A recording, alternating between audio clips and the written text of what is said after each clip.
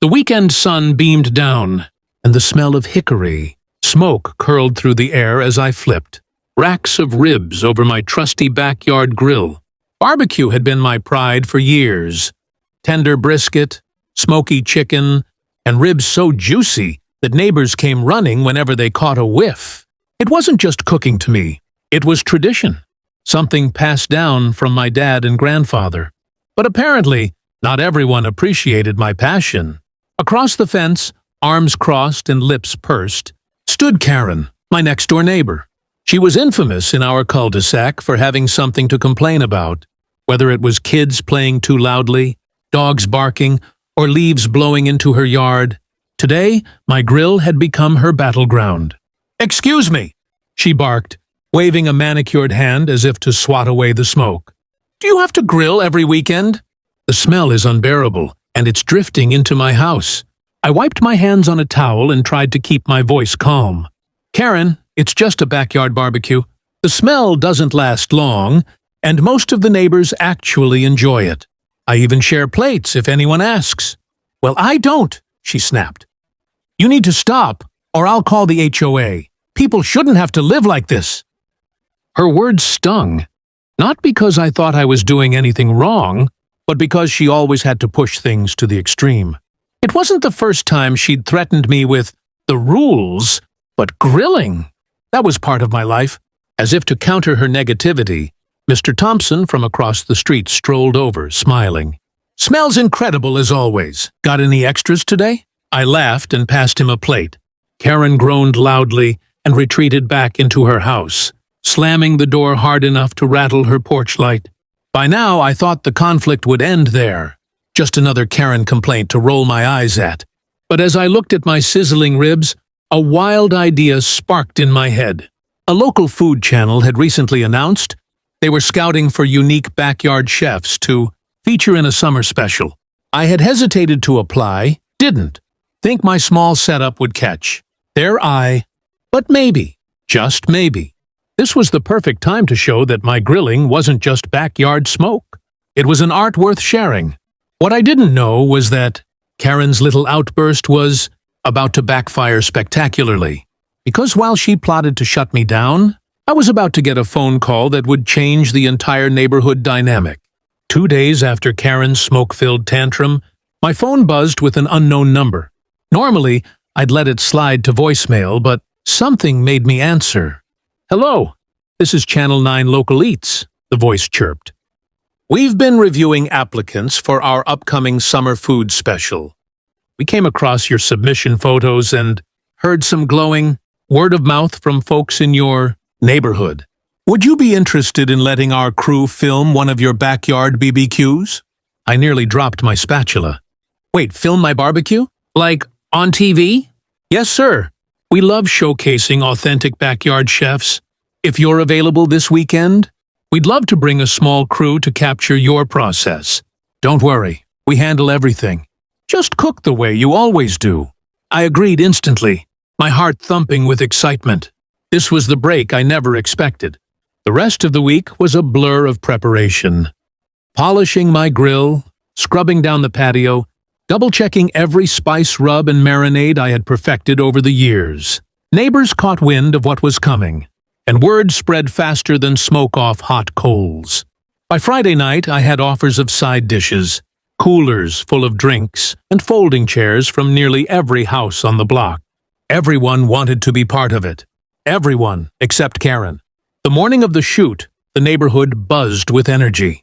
Kids drew chalk signs on the sidewalk. "World's best BBQ here." Balloons tied to mailboxes bounced in the breeze. Even the usually quiet retirees from down the street set up lawn chairs to watch. Then the van rolled in, big, bright, with the station's logo plastered across the side. Out came the crew. Cameras, lights, microphones. The host, a cheerful woman with a booming laugh, shook my hand and said, "We've been dying to taste your famous ribs." I fired up the grill, and the hiss of meat hitting hot grates sent a collective cheer through the gathering crowd. Smoke swirled, cameras rolled, and I explained every step of my process. The dry rub, the slow burn, The secret applewood chips that gave everything a sweet, smoky edge. That's when Karen reemerged. She stormed out of her house in a wide-brimmed sun hat, arms flailing. What on earth is this? Cameras? Crowds? This is a residential neighborhood. You can't just host a carnival in your backyard. The TV host leaned toward a cameraman, whispering, but loud enough for me to hear, "Oh, this is gold. Don't stop rolling." Neighbors chuckled, some even clapped, while Karen's face grew redder by the second.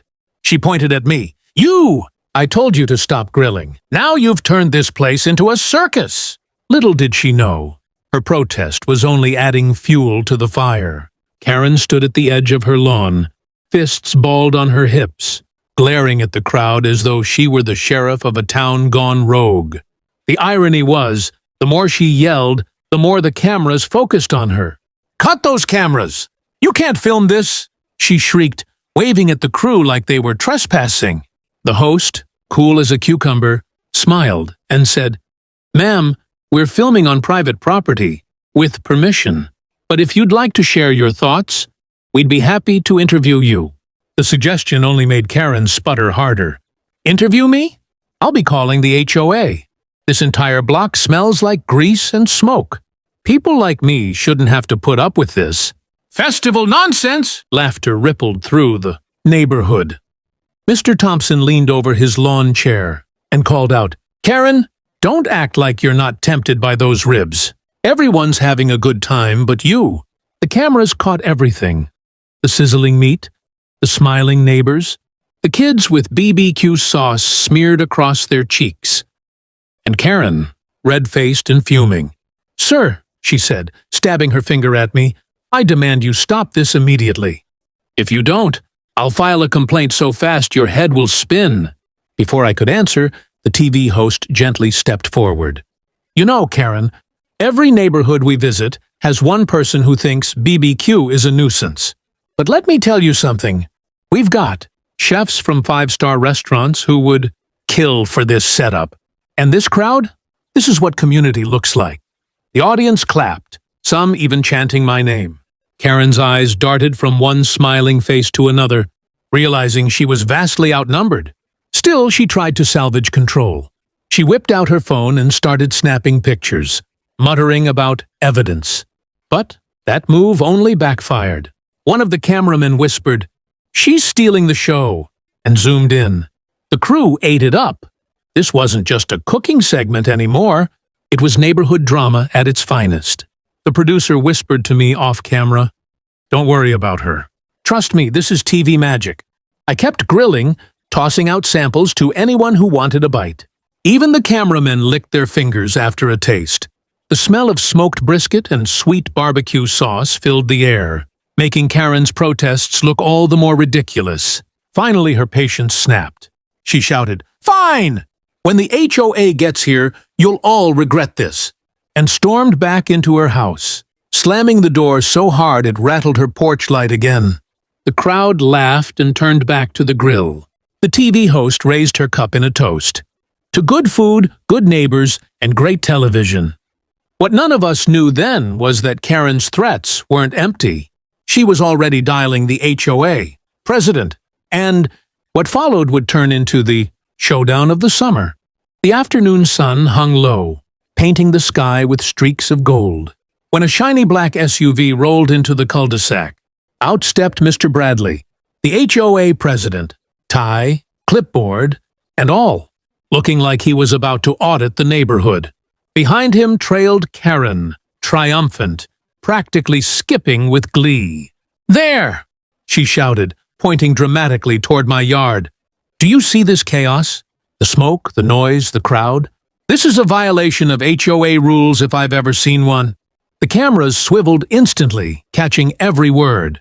The host leaned into her mic with a grin. "Ladies and gentlemen, looks like we've got ourselves a real live verdict coming up." Neighbors hushed, the smell of grilled chicken hanging thick in the air. Mr. Bradley straightened his glasses and cleared his throat.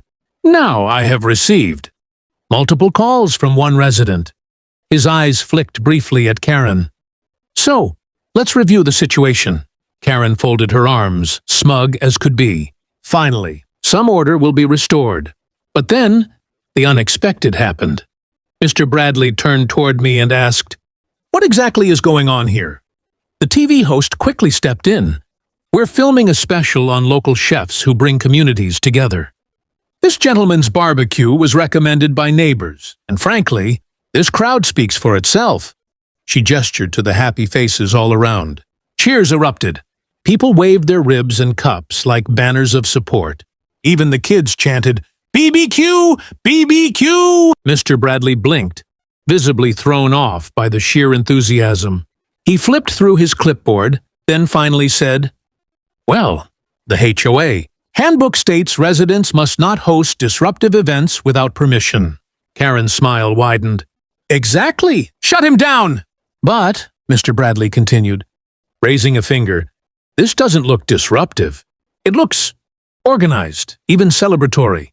And since Channel 9 is involved, this falls under community promotion. Our neighbor HOA." Karen's jaw dropped. "What? You can't be serious." "Oh, I'm very serious," he replied. "In fact, I think consider featuring this barbecue in our HOA newsletter. It's good press for all of us." The crowd exploded in laughter and applause. The TV host nearly doubled over, whispering to the cameraman, "This is better than anything we scripted." Karen sputtered, stomped her foot, and finally stormed off for the second time that day, muttering about unfair treatment. As the cameras closed in, the host raised her plate of ribs and declared, "This right here is what summer's all about. Neighbors, food, and maybe even a little drama to spice it up." The episode aired 2 weeks later, and the segment went viral. My little backyard grill became the talk of the town. Neighbors kept dropping by with new requests, and even strangers started asking for recipes. As for Karen, she drew her curtains tight every weekend. But the smell of hickory smoke always seemed to find its way through, and I couldn't help but smile, because in the end, the grill had won. Enjoying this wild backyard BBQ showdown? Hit that subscribe button for more unbelievable neighbor stories and real life drama with a twist of humor. Give this video a like if you'd grab a plate of those ribs, and drop a comment below. What's the craziest neighbor story you've ever seen or lived through?